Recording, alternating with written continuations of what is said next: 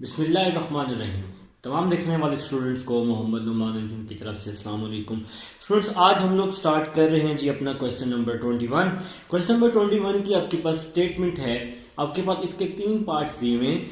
इसके तीनों के तीनों पार्ट्स को आप लोगों ने क्या करना है, चेंज करना है स्लोप इंटरसेप्ट फॉर्म में, टू इंटरसेप्ट फॉर्म में और नॉर्मल फॉर्म में। ठीक है, तो मैं 21 का पार्ट नंबर 1 अभी फिलहाल लिखने लगा हूं। आप लोग भी अपने अपने रजिस्टर पर लिख लेंगे। पार्ट नंबर 1 है आपके पास 2x माइनस 4y,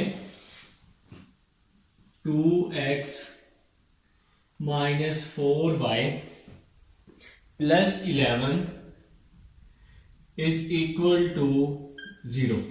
इस पार्ट को आपने चेंज करना है स्लोप इंटरसेप्ट फॉर्म में, टू इंटरसेप्ट फॉर्म में और नॉर्मल फॉर्म में। आप लोगों ने क्या करना है, चेंज करना है। तो सबसे पहले हम इसको चेंज करेंगे स्लोप इंटरसेप्ट फॉर्म में, चेंज करेंगे जी। तो आपके पास इसका फर्स्ट पार्ट है स्लोप इंटरसेप्ट फॉर्म। इंट्रोडक्शन में मैंने आपको समझाया था कि स्लोप इंटरसेप्ट फॉर्म क्या होती है। स्लोप इंटरसेप्ट फॉर्म होती है मेरे भाई y is equal to m x plus c. तो ये हमारे पास स्लोप इंटरसेप्ट फॉर्म होती है। इस पूरे क्वेश्चन को आपने इस फॉर्म में क्या करना है, चेंज करना है। देखें जी, आपके पास क्वेश्चन है 2x minus 4y plus 11 is equal to में 0 है। ठीक है, आपने लेफ्ट साइड पे y बनाना है, y को अलग करना है। तो 2x प्लस 11 माइनस 4y है, इस साइड पर आकर प्लस 4y हो जाएगा। ठीक है जी, 4 यहां मल्टीप्लाई हो रहा है तो इस साइड पे आके क्या हो जाएगा, डिवाइड हो जाएगा। 4 को यहां भी डिवाइड कर देंगे, 4 को यहां पर भी डिवाइड कर देंगे, इज इक्वल टू y। इसकी कटिंग कर दी, 2 1 are 2, 2 2 are 4, x over 2 plus 11 over 4 is equal to y आ जाएगा। तो हम इसको कुछ इस तरह लिख सकते हैं, y इज इक्वल टू, ये जो 1 over 2 है इसको मैं अलग कर देता हूं, x को अलग कर देता हूं, प्लस 11 over 4 आ जाएगा। तो क्या ये फॉर्म ना बन गई? देखें ये फॉर्म बन गई, y इज इक्वल टू ये m, y is equal to m, ये x और ये कांस्टेंट वैल्यू c। तो ये तो फॉर्म बन गई हमारे पास। तो हमारे पास यहां फॉर्म बन गई y is equal to m x plus c, मतलब m इक्वल है 1/2 के, m इक्वल है 1/2 के और c किसके इक्वल है, 11/4 के। तो ये हमने जी इसकी फॉर्म बना ली slope intercept form, y is equal to m x plus c. तो मेरे ख्याल से आप लोगों को समझ आ चुकी है। इसका जो सेकंड है आपके पास, इसका सेकंड पार्ट है, आपने इसको चेंज करना है टू इंटरसेप्ट फॉर्म में। इसका सेकंड पार्ट है जी टू इंटरसेप्ट फॉर्म। तो आप लोगों ने जी इसको टू इंटरसेप्ट फॉर्म में चेंज करना है, टू इंटरसेप्ट फॉर्म में। तो मैं आपको बता चुका हूं टू इंटरसेप्ट फॉर्म होती है x over a plus y over b is equal to 1। तो ये आपके पास टू इंटरसेप्ट फॉर्म होती है जनाब। तो हम लोग क्वेश्चन लिख लेते हैं, 2x minus 4y plus 11 is equal to 0 आ जाएगा। ठीक है, हमने क्वेश्चन लिखा, आपने इसको चेंज करना है टू इंटरसेप्ट फॉर्म में। तो प्लस 11 है, इस साइड पर आकर माइनस 11 हो जाएगा। ठीक है, सबसे पहले प्लस 11 था, दूसरी साइड पे जाके माइनस 11 हो गया। अब आपने क्या करना है, राइट साइड पे 1 बनाना है, मतलब यहां पे 1 बनाना है। तो माइनस 11 यहां मल्टीप्लाई हो रहा है, माइनस 11 यहां पे क्या हो जाएगा, आके डिवाइड हो जाएगा, माइनस 4y। अच्छा, मेरे ख्याल से आप लोगों को शायद नजर ना आ रहा हो, मैं एक काम करता हूं, इसको ना दूसरी साइड पे लिख देता हूं ताकि कोई टेंशन ना हो। स्पेस तो है ना हमारे पास, स्पेस बहुत है जी हमारे पास। माइनस 11 है, इस साइड पे आके डिवाइड हो जाएगा और यहां पे 1 बन जाएगा, क्योंकि टू इंटरसेप्ट फॉर्म में राइट हैंड साइड पर 1 बना हुआ है। तो ये हो जाएगा 2x over minus 11 2x over -11 -4y over -11 is equal to 1।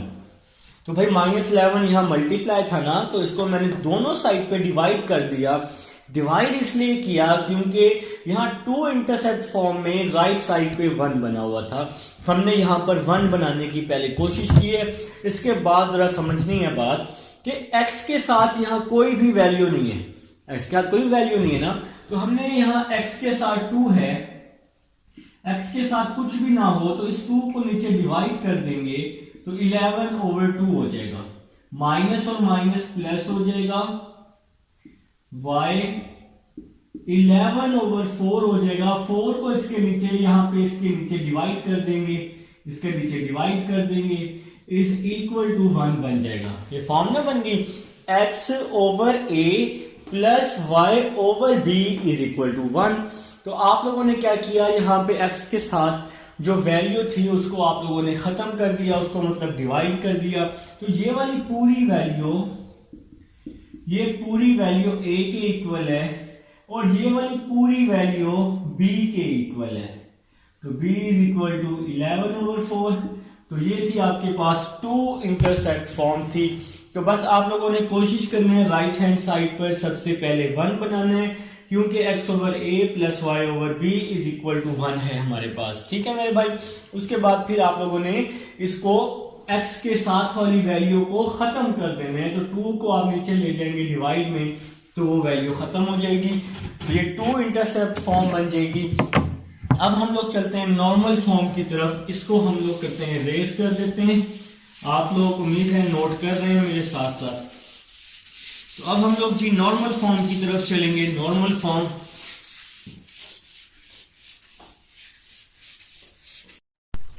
Students, अब इसका हमारे पास थर्ड पार्ट है जो कि इंपॉर्टेंट पार्ट है, नॉर्मल फॉर्म।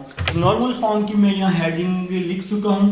तो नॉर्मल फॉर्म होता है भाई हमारे पास x cos alpha plus y sin alpha is equal to pg। तो ये हमारे पास नॉर्मल फॉर्म होती है। आपने इस क्वेश्चन को पार्ट नंबर 1 को आपने 3 हिस्सों को सॉल्व करना था। पहले आपने सॉल्व किया 2 इंटरसेप्ट फॉर्म, फिर स्लोप इंटरसेप्ट फॉर्म, और अब आप लोग सॉल्व कर रहे हैं जी नॉर्मल फॉर्म को। ठीक है जी।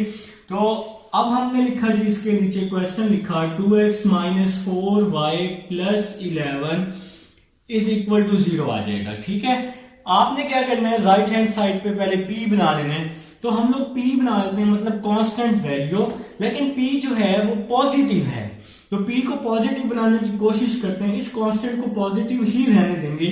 11 वैसे का वैसे ही आ जाएगा, माइनस और ये प्लस, इधर आके जब आएंगे तो साइन चेंज हो जाएगी। प्लस 2x है, यहां आके माइनस 2x हो जाएगा, प्लस 4y है, यहां आके क्या हो जाएगा जी, माइनस 4y है, यहां आके प्लस 4y हो जाएगा। आपको पता है कि जब भी वैल्यू चेंज होती है उसके साइन चेंज हो जाते हैं। तो हम इसको कुछ इस तरह भी लिख सकते हैं, minus 2x plus 4y is equal to 11। इसको हम लोग नाम दे देते हैं, इक्वेशन नंबर 1 का नाम दे देते हैं। अब यहां पर आप लोग क्या करेंगे, इसका मैग्नीट्यूड ले लेंगे। आप लोगों को पता है कि x के साथ जो वैल्यू होती है उसका हम लोग स्क्वायर लेते हैं, y के साथ जो वैल्यू होती है उसका भी स्क्वायर लेते होते हैं मैग्नीट्यूड में। माइनस 2 का स्क्वायर 4 आ जाएगा, 4 का स्क्वायर 16 आ जाएगा। ठीक है मेरे भाई। 4 प्लस 16 क्या हो जाएगा, 20 हो जाएगा। 20 का अंडर रूट, तो 20 का अंडर रूट आपके पास आ चुका है। 20 का अंडर रूट है 4 अंडर रूट 5, मतलब 20 को आप लिख सकते हैं, 20 को आप लिख सकते हैं 4 मल्टीप्लाई 5, और ये अंडर रूट वैसे ही आ जाएगा। इस 20 को 4 का अंडर रूट लिया, 2 अंडर रूट 5 आ गया। ठीक है जी। अब आपका जो ये मैग्नीट्यूड आया है इसको पूरी इक्वेशन नंबर 1 पे आप लोगों ने क्या कर देना है, डिवाइड कर देना है। तो देख आप लोग लेंगे जी इक्वेशन नंबर 1, मैं यहां ले रहा हूं फ्रॉम इक्वेशन 1। तो इक्वेशन नंबर 1 है मेरे पास minus 2x plus 4y is equal to 11। तो ये आपके पास जो मैग्नीट्यूड आया है इसको आप डिवाइड कर दें इस पूरी इक्वेशन पे, minus 2x over 2√5, 4y over 2√5, 11 over 2√5। तो हमने क्या किया जी, इस मैग्नीट्यूड को, जो आपका मैग्नीट्यूड है, तीनों पार्ट्स को, इस क्वेश्चन के तीनों पार्ट्स को सॉल्व करने का यही तरीका है, नॉर्मल फॉर्म को। तो हम लोग थर्ड पार्ट सॉल्व कर रहे हैं, नॉर्मल फॉर्म इसकी सॉल्व कर रहे हैं मेरे भाई। तो इसको आप बुक में तो इसको नाम दिया गया सी का, तो आप सी ही रहने दें तो वो बेस्ट है। तो आपके पास अब यहाँ पर कटिंग हो रही है, हम लोग इसकी कटिंग कर देते हैं जी। 2 से 2 कैंसिल, 2 1 जार 2, 2 2 जार 4, ठीक है जी। तो 2 से 2 कैंसिल हो गया, यहां पर हम लोग स्पेस बना लेते हैं। 2 से 2 कैंसिल हो गया, तो क्या बच गया, -1 ओवर √5 और x आ जाएगा, प्लस 2 1 जार 2, 2 2 जार 4 हो चुका है, तो 2 ओवर √5 y आ जाएगा इज इक्वल टू 11 ओवर 2 √5 आ जाएगा, ठीक है जी। तो यहां पर हम इस इक्वेशन को सॉल्व कर चुके हैं, जो वैल्यू कटिंग करके बची वो हमने यहां लिख ली। अब समझनी है बात, x cos अल्फा, x के साथ जो वैल्यू है वो cos अल्फा की है, ये नॉर्मल फॉर्म बन चुकी है। x के साथ जो वैल्यू है वो cos अल्फा की है, x के साथ वाली वैल्यू cos अल्फा आ गया -1 ओवर √5। y के साथ जो वैल्यू है वो sin अल्फा, तो y के साथ वाली वैल्यू sin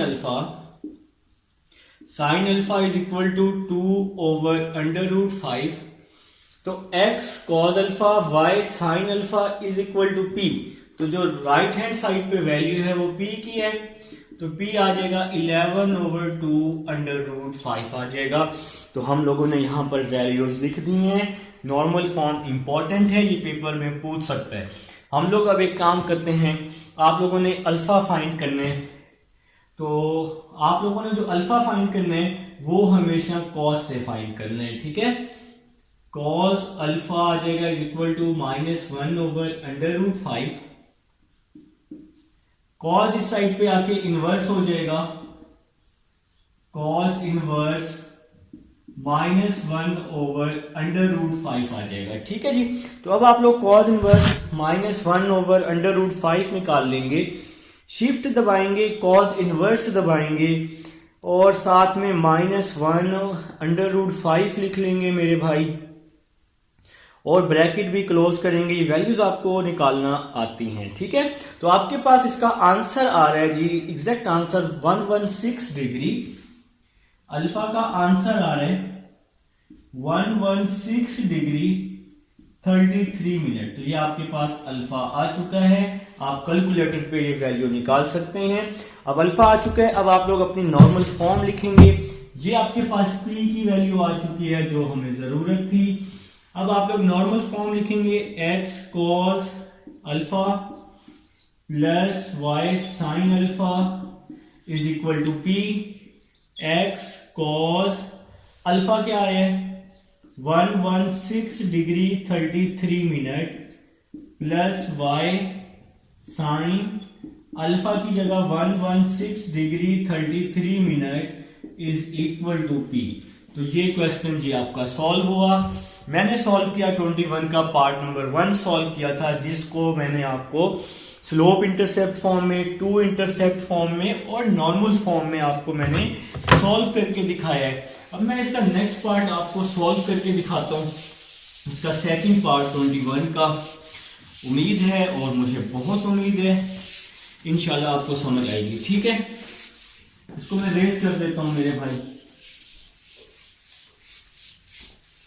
इसका अब हम लोग सेकंड पार्ट करते हैं, कुछ इसी तरह से ही करेंगे 21 का सेकंड पार्ट। इसको भी आप लोग कन्वर्ट करेंगे। सेकंड पार्ट है 4x प्लस 7y माइनस 2। तो इसका सेकंड पार्ट है 4x plus 7y minus 2 is equal to 0। आप लोगों ने इसको चेंज करना है स्लोप इंटरसेप्ट फॉर्म में सबसे पहले। तो हम लोग इसको सबसे पहले चेंज कर रहे हैं स्लोप इंटरसेप्ट फॉर्म में, ठीक है मेरे भाई। तो स्लोप इंटरसेप्ट फॉर्म आप सबको पता है क्या होती है, y is equal to mx plus c. तो ये आपके पास स्लोप इंटरसेप्ट फॉर्म होती है। अब आप लोगों ने क्या किया, क्वेश्चन लिखा 4x plus 7y minus 2 is equal to 0। देखें लेफ्ट हैंड साइड पे y है, आपको y चाहिए, सिर्फ y की जरूरत है। -2 और 4x को हम दूसरी साइड पे ले आएंगे। तो -2 और 4x जब दूसरी साइड पे आएगा तो उसके साइन चेंज हो जाएंगे। प्लस का 4x है, यहाँ पे आके माइनस का 4x हो जाएगा। माइनस का 2 है, इस साइड पे आके प्लस का 2 हो जाएगा।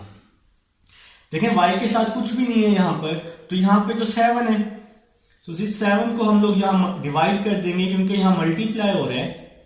तो -4/7x प्लस 2/7 आ जाएगा। तो देखें ये फॉर्म बन गई ना, y is equal to mx plus c. तो यहाँ पे m की क्या वैल्यू है, m की वैल्यू है -4/7 और c कांस्टेंट है, c इज इक्वल टू 2/7। तो ये स्लोप इंटरसेप्ट फॉर्म है। अब हम लोग चलते हैं जी टू इंटरसेप्ट फॉर्म की तरफ चलते हैं, इसके सेकंड पार्ट की तरफ चलते हैं। इसका सेकंड पार्ट है हमारे पास, वो है टू इंटरसेप्ट फॉर्म। तो टू इंटरसेप्ट फॉर्म की तरफ अब मैं जा रहा हूं। तो टू इंटरसेप्ट फॉर्म आप सबको पता है, आप सबकी फेवरेट होगी, ठीक है। तो ये होती है x/a plus y/b is equal to 1। तो ये आपके पास टू इंटरसेप्ट फॉर्म होती है। इसमें क्या करना होता है, राइट हैंड साइड पर 1 बनाना होता है, ठीक है जी। तो हम लोग कोशिश करने वाले हैं कि राइट हैंड साइड पर क्या बनाएं जी, 1 बनाएं और इसको हम लोग टू इंटरसेप्ट फॉर्म में चेंज कर दें। तो मैं यहां पर करने लगा हूं, क्वेश्चन लिख रहा हूं। क्वेश्चन है मेरे पास 4x plus 7y minus 2 is equal to 0। देखें ये टू इंटरसेप्ट फॉर्म होती है, राइट हैंड साइड पर 1 बनाना है सबसे पहले, ठीक है। तो 4x प्लस 7y माइनस 2 इस साइड पे आके प्लस 2 हो जाएगा। 2 यहां पे मल्टीप्लाई है तो इस साइड पे आके हम इसको डिवाइड कर देंगे। 4x/2 7y/2 is equal to 1 हो जाएगा, क्योंकि 2 को तो हमने डिवाइड कर दिया, 1 तो बन गया। अब क्या x के साथ कोई वैल्यू है यहां पर, नहीं है, x/a, x के साथ कोई भी वैल्यू नहीं होनी चाहिए। तो फिर हम इस 4 को यहां नीचे डिवाइड कर देंगे, 2/4 हो जाएगा इस तरह से। y 2/7 हो जाएगा इस तरह से, इज इक्वल टू 1। तो 4 को इस 2 के नीचे डिवाइड कर देंगे तो x क्या हो जाएगा, आजाद हो जाएगा। 2 1s are 2, 2 2s are 4, 1/2 y 2/7 is equal to 1। तो x/a, x के नीचे वाली वैल्यू a है, x के नीचे वाली वैल्यू a है, a हो जाएगा 1/2 y/b, तो y के नीचे वाली वैल्यू b है, b हो जाएगा 2/7। तो ये आपके पास टू इंटरसेप्ट फॉर्म आ जाएगी, जो कि मैंने आपको सॉल्व करके दिखा दी है मेरे भाई। अब हम चलेंगे अपनी लास्ट फॉर्म जो है, सी पार्ट है इसका। अब हम इसको सॉल्व करते हैं जी, सी पार्ट को। सी पार्ट है हमारे पास नॉर्मल फॉर्म जी, नॉर्मल फॉर्म की तरफ जा रहे हैं भाई। तो नॉर्मल फॉर्म क्या होती है आप लोगों को पता है, आप लोगों की फेवरेट बन चुकी है। तो नॉर्मल फॉर्म होती है x cos alpha plus y sin alpha is equal to p। तो ये होती है मेरे भाई नॉर्मल फॉर्म। तो मैं पहले क्वेश्चन लिख लेता हूं ताकि हमारे लिए आसानी हो जाए। 4x plus 7y minus 2 is equal to 0। तो सबसे पहले हम लोग यहां पे p बना लेते हैं, राइट हैंड साइड बना लेते हैं। 4x प्लस 7y माइनस 2 यहां पे आके प्लस 2 हो जाएगा, ठीक है जी। अब हम लोग इसका मैग्नीट्यूड ले लेते हैं।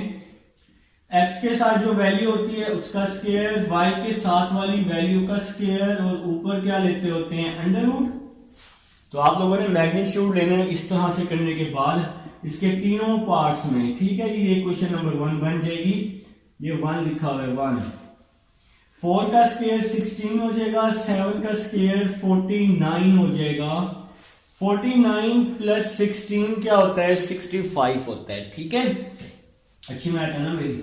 तो ये 65 आ गया। तो ये मेरे भाई आपका मैग्नीट्यूड आ चुका है। मेरे ख्याल से समझ आ गई है। अब आप लोग इक्वेशन नंबर 1 ले लेंगे। ये इक्वेशन 1 लिखी हुई है, मुझे लग रहा है कि आपको समझना है शायद। तो ये इक्वेशन नंबर 1 का हमने इसको नाम दिया है। तो अब हम लोग ले लेंगे जी फ्रॉम इक्वेशन 1। तो हम लोग जी इक्वेशन 1 ले रहे हैं। तो इक्वेशन 1 है 4x plus 7y is equal to 2।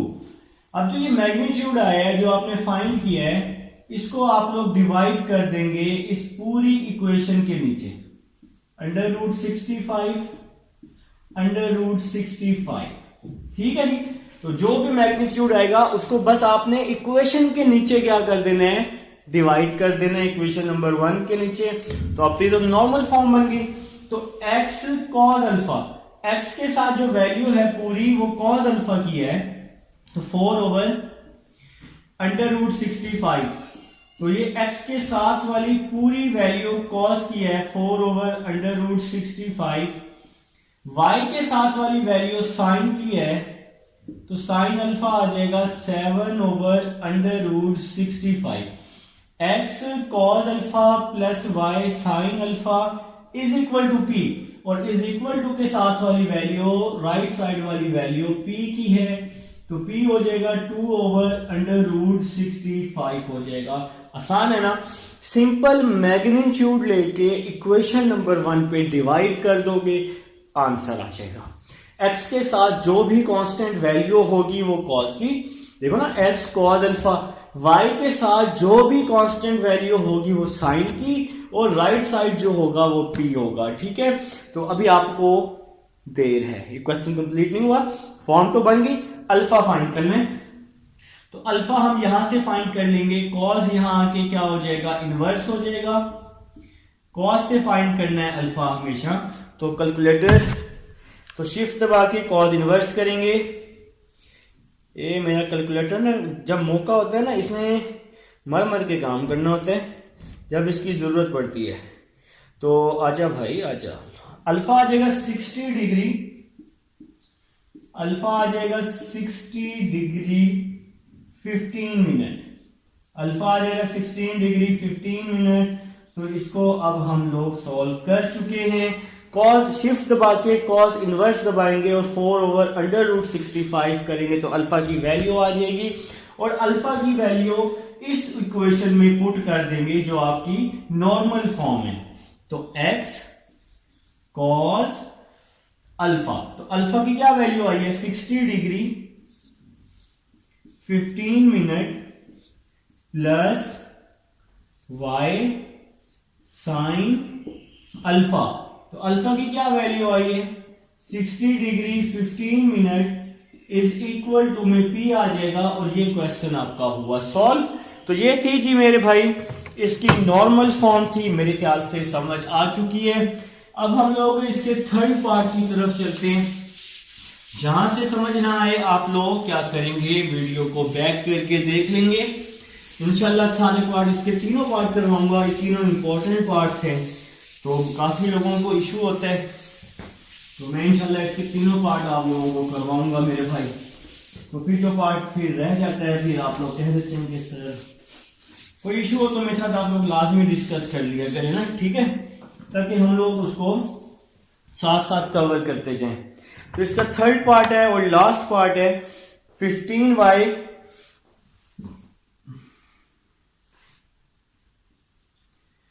15y minus 8x plus 3 is equal to 0। तो सबसे पहले हम लोग इसको स्लोप इंटरसेप्ट फॉर्म में चेंज कर देंगे। तो सबसे पहले हम इसकी स्लोप इंटरसेप्ट फॉर्म बनाने लगे हैं मेरे भाई। तो स्लोप इंटरसेप्ट फॉर्म होती है y is equal to mx plus c। तो ये स्लोप इंटरसेप्ट फॉर्म होती है। हम लोगों ने लिखा question 15y minus 8x plus 3 is equal to 0 आ जाएगा। लेफ्ट साइड पे y बनाना है, तो माइनस 8x इस साइड पे आके प्लस 8x हो जाएगा, प्लस 3 यहां पे आके माइनस 3 हो जाएगा। 15 यहां मल्टीप्लाई हो रहा है तो 15 यहां आके डिवाइड हो जाएगा, 3/15 हो जाएगा। 3 1s are 3, 3 5s are 15, तो y is equal to 8/15x minus 1/5। तो फॉर्मूला बन गई y is equal to mx plus c। अच्छा, आप एक काम कर सकते हैं, प्लस बनाने के लिए यहां प्लस कर दें, नहीं तो ये माइनस कहां गया, इसको कुछ इस तरह लिख लें, ठीक है। तो अब ना बन गई form y is equal to mx plus c। ये माइनस था, हमने इसको ब्रैकेट में लिख दिया है, ठीक है जी। तो ये फॉर्म बन गई m is equal to 8/15, c is equal to minus 1/5। तो ये हमारे पास जी स्लोप इंटरसेप्ट फॉर्म बन चुकी है। अब हम लोग टू इंटरसेप्ट फॉर्म की तरफ चलते हैं। इसका सेकंड पार्ट है हमारे पास टू इंटरसेप्ट फॉर्म। तो टू इंटरसेप्ट फॉर्म की तरफ चलते हैं मेरे भाई। तो टू इंटरसेप्ट फॉर्म है हमारे पास x/a plus y/b is equal to 1। तो ये टू इंटरसेप्ट फॉर्म है हमारे पास। अब हम लोग क्या करेंगे, अपना क्वेश्चन लिख लेंगे। तो हमारे पास जो क्वेश्चन है वो है 15y minus 8x plus 3 is equal to 0। तो ये जी हमारे पास two intercept form, right hand side पर 1 होना चाहिए। तो राइट हैंड साइड पर 1 बनाने के लिए हमने क्या किया, प्लस 3 को दूसरी साइड पे लेकर गए, माइनस 3 कर दिया, ठीक है। अभी भी थोड़ा सा कुछ करना है ताकि राइट साइड पे 1 बन जाए। तो 1 बनाने के लिए माइनस 3 यहां पे मल्टीप्लाई है, तो माइनस 3 यहां पे हमने क्या कर दिया, डिवाइड कर दिया, इज इक्वल टू 1 हो जाएगा। तो अब हम लोग क्या करेंगे, इसकी कटिंग करते हैं। 3 1s are 3, 3 5s are 15। तो क्या बच गया, ये वाला 5y और साथ में ये माइनस 1 भी बच गया। ये माइनस और ये माइनस क्या हो गया, प्लस हो गया, और यहां पे आ जाएगा 8x/3 इज इक्वल टू 1 आ जाएगा। अब वो हमें कह रहा है कि भाई x के साथ तो कुछ भी नहीं होना चाहिए और y के साथ भी कुछ ना हो। तो हम इस 5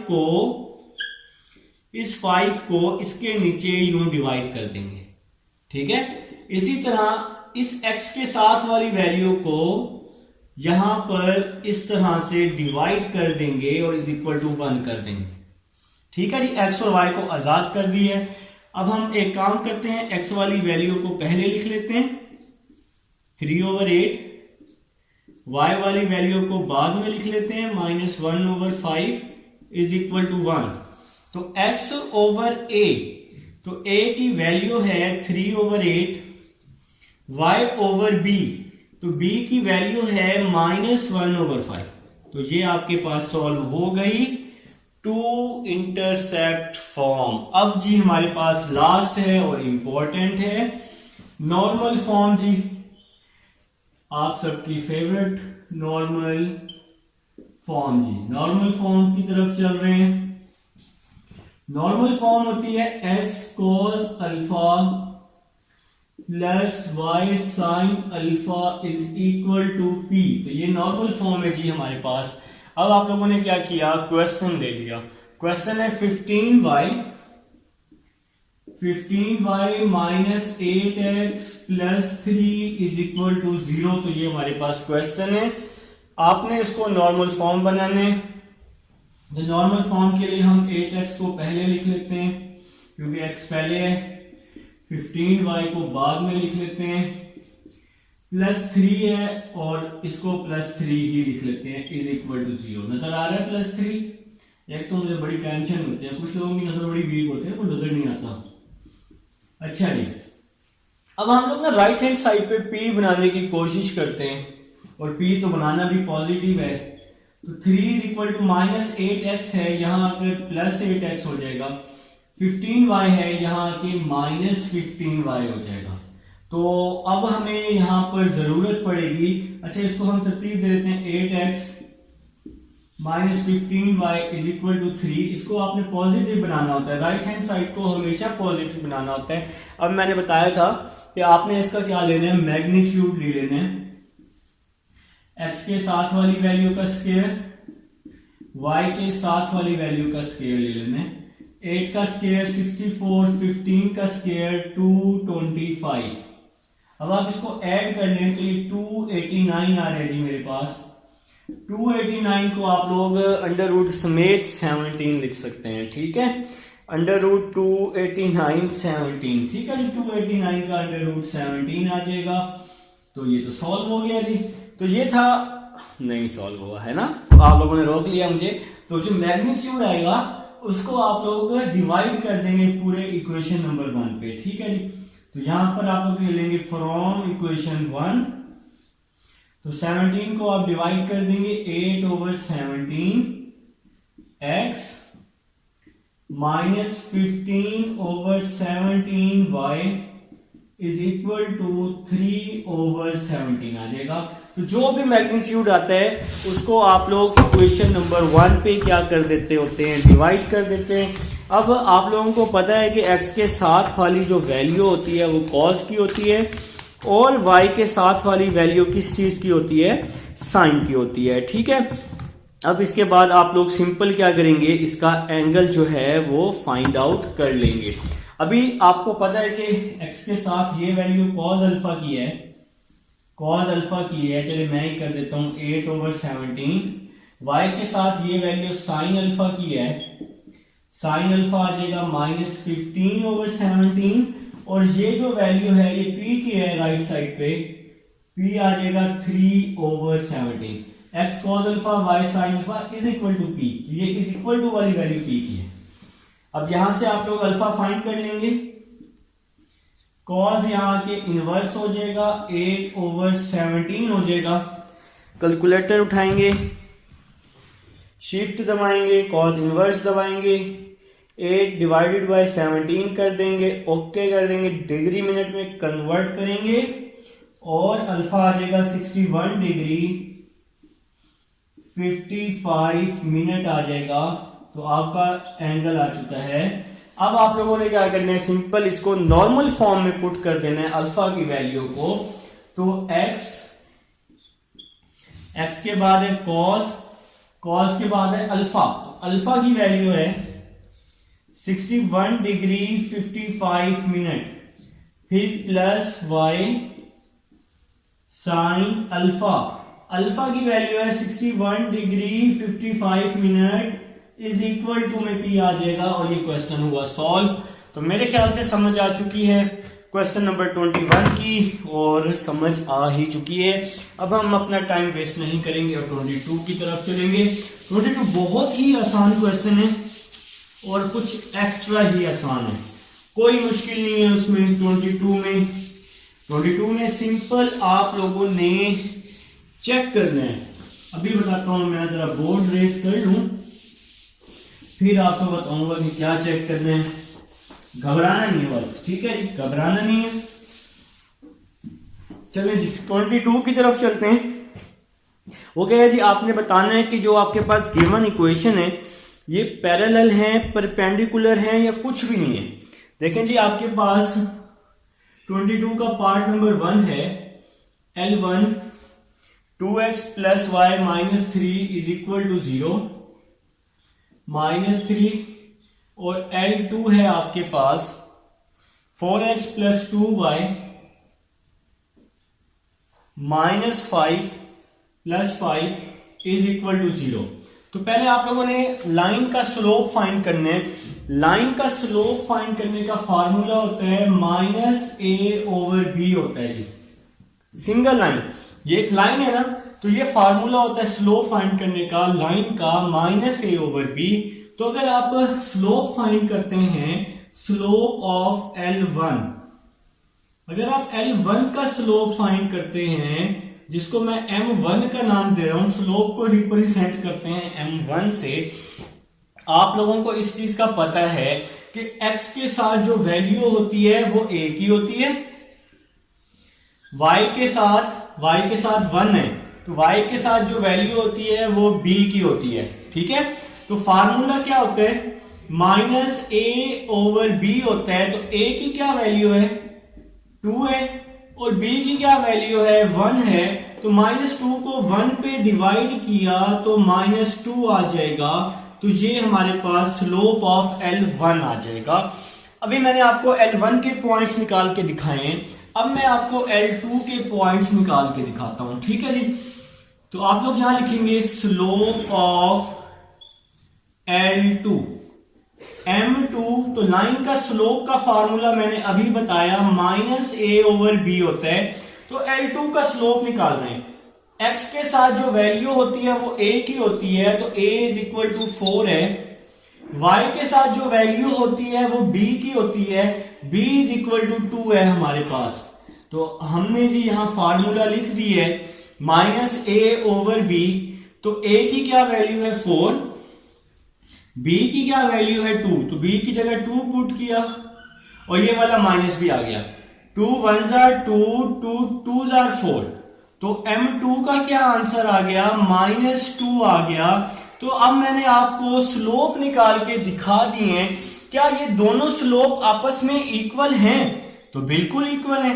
M1 = M2 और जब भी स्लोप इक्वल होंगे तो वो क्या होंगे, पैरेलल होंगे। तो फर्स्ट पार्ट आपका क्या है जी, पैरेलल है।